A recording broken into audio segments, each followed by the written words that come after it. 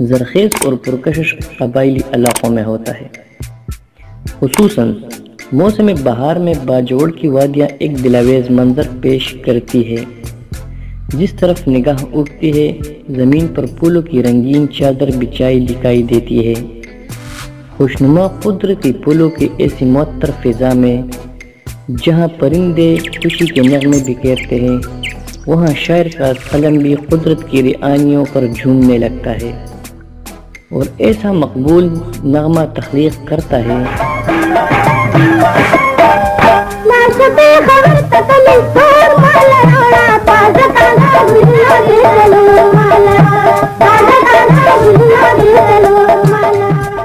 اے محبوب پشاور سے میرے لیے سیاہ قمیص اور 3-4 تازہ پھول لے آئے۔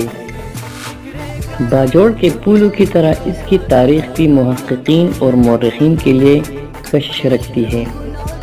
بہادر اور جفاکش ترکلانئی اور عثمان خیل پختونوں کی یہ سرزمین آزادی سے قبل ملاکنڈ ایجنسی کا ایک حصہ تھی۔ 1960 میں سب ڈویژن اور دسمبر 1973 میں ایجنسی کا درجہ دیا گیا اور اس کے ساتھ ہی یہاں تعمیر و ترقی کے ایک نئے دور کا آغاز ہوا۔ تاریخی شواہد کی روشنی میں علاقہ باجوڑ ناوگئی سے جندل تک سارے علاقے پر مشتمل تھا، جس میں براول اور میدان بھی شامل تھے۔ ALE ہومز کے مطابق علاقہ باجوڑ، براول، میدان، جندل، بابا کڑئی، سلارزئی، مومند، چارمنگ اور ناوگئی پر مشتمل تھا، جبکہ دیگر مصنفین کے مطابق باجوڑ کا جنوبی حصہ ایک عمدہ کھلی وادی ہے جو 35 تا 40 میل لمبی اور 3 تا 5 میل چوڑی ہے۔ اس کا شمالی حصہ پہاڑوں اور 3-4 تنگ دروں پر مشتمل ہے۔ 19ویں صدی عیسوی میں باجوڑ پر خوانین اور سرداروں کی حکومت تھی۔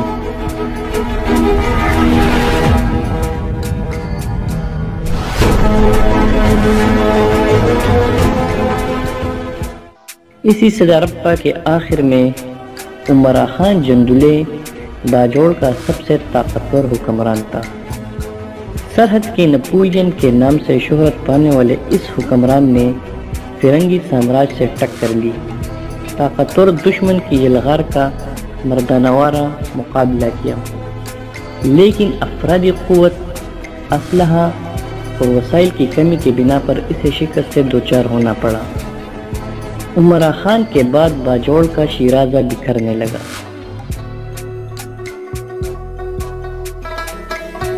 اور فعال قیادت کے فقدان کی وجہ سے نوابی دیر نے 1917 میں وادی جندل پر قبضہ کیا اور اسے ریاست دیر میں ضم کیا۔ اس کے بعد کئی قوانین منظر عام پر آئے، جن میں ناوگئی، خار اور پشت کے قوانین خاص طور سے قابل ذکر ہے۔ وفاق کے زیر انتظام قبائلی علاقوں میں باجوڑ واحد ایجنسی ہے جس پر متعلق العنان قوانین کی حکومت تھی اور قابل کاشت زمین سمیت علاقے کے تمام وسائل پر ان کا قبضہ تھا۔ اسی شخصی نظام میں عام لوگ بنیادی حقوق سے محروم اور قوانین کے رحم و کرم پر تھے۔ یہ کہنا بیجا نہ ہوگا کہ باجوڑ قبائل کی حیثیت پٹاداروں اور بیکاریوں جیسی تھی۔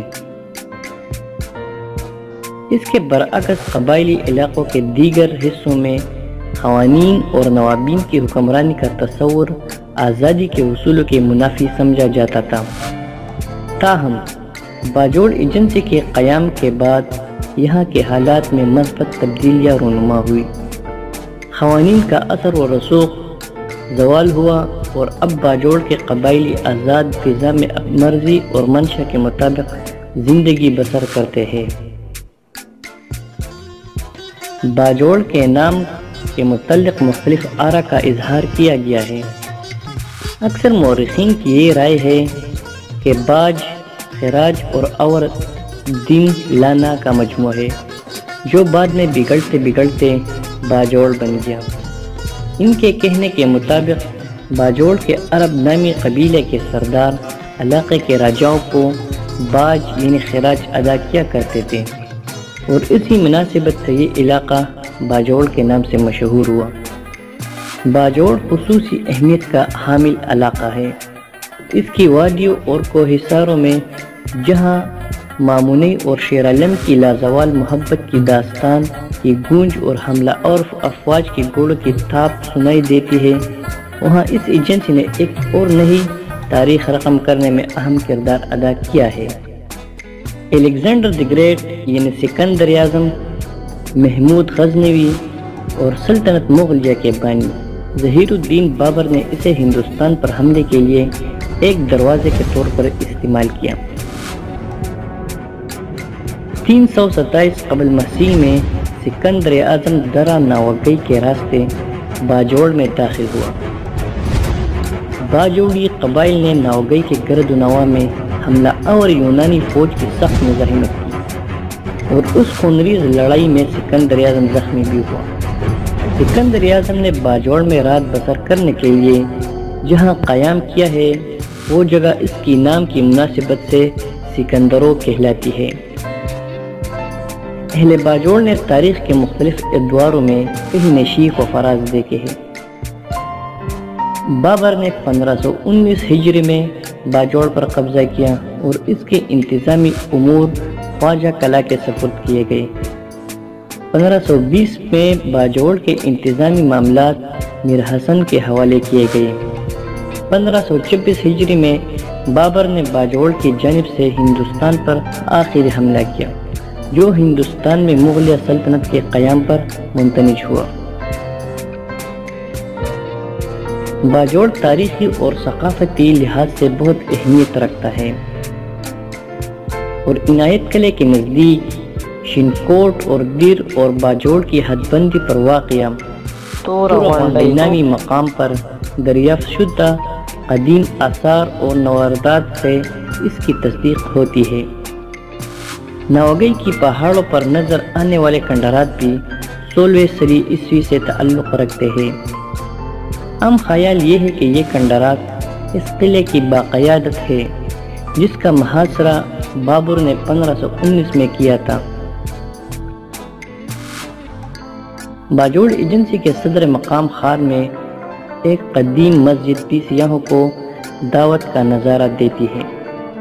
کہا جاتا ہے کہ یہ مسجد سلطنت مغلیہ کے آخری طاقتور تاجدار اورنگزیب عالمگیر نے تعمیر کی تھی۔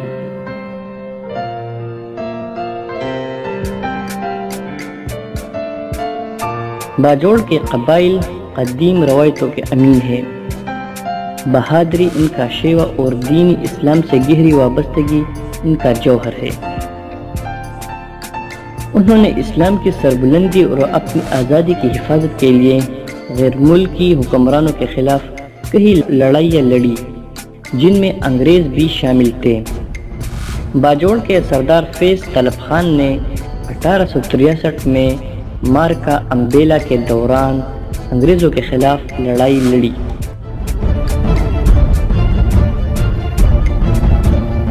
اور بمیر کے لوگوں کی مدد کے لیے فوج کی کومک بھیجی تھی۔ افغانستان کی پہلی لڑائی کے موقع پر بھی باجوڑ کے قبائلی انگریزوں کے خلاف افغان بھائیوں کی حمایت میں شانہ بشانہ لڑے۔ 1897 میں جب سارا قبائلی علاقہ انگریزوں کے خلاف اٹھ کھڑا ہوا، تو اس موقع پر باجوڑ کے قبائل بھی انگریز دشمنی میں اپنے قبائل بھائی سے پیچھے نہ رہے اور ناوگئی اور وتلئی میں ان کے خلاف خونریز لڑائیاں لڑی۔ اپریل 1930 میں جب قصہ خوانی بازار میں نہتے حریت پسندوں پر گولیاں چلائی گئی اور اس تاریخی بازار کو مسلمانوں کے خون سے نہلایا گیا، تو باجوڑ کے قبائل اس واقعے برہم ہوئے کہ عثمان خیل قبائل نے اسی سال ماہ اور مئی کے درمیان انگریزوں کے خلاف لڑنے کے لیے ایک لشکر جندی خوڑ بھیجا۔ دو بدو مقابلے کتاب نہ لاتے ہوئے انگریز سرکار نے ہوائی جہازوں کا سہارا لیا اور فضائی بمباری کے ذریعے قبائلی لشکر کو منتشر کیا گیا۔ باجوڑ ایجنسی 1290 مربع کلومیٹر پر پھیلی ہوئی ہے اور اس میں تقریباً 6 لاکھ محب الوطن ترکلانی اور عثمان خیل قبائلی رہائش پذیر ہے۔ ترکلانی قبیلہ یوسفزئی قبیلے کی ایک شاخ ہے جو 3 ذیل شاخوں پر بٹا ہوا ہے۔ یہ شاخ سالارزئی، مومن اور چارمنگ کہلاتے ہیں، جبکہ اصیل، شاموزئی، منڈل، لرتس، برتس، اڑنگ اور علیزئی عثمان خیل کے 7 اہم شاخیں ہیں۔ 1947 سے قبل باجوڑ کے قبائل نہایت ہی غریبی کی زندگی بسر کرتے تھے۔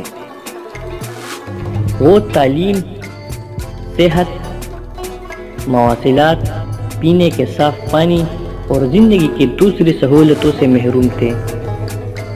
ان کے شب و روز متعلق العنان قوانین کے زیر سایہ گزرتے تھے، جو رعایا کی بہبود سے زیادہ اپنی ذاتی مفادات کو ترجیح دیتے تھے۔ انصاف تک رسائی ناممکن تھی اور یوں عام لوگ زبونی حالی کی زندگی گزر رہے تھے۔ تاہم قیام پاکستان کے بعد انہیں زندگی کا ایک نیا پیام ملا۔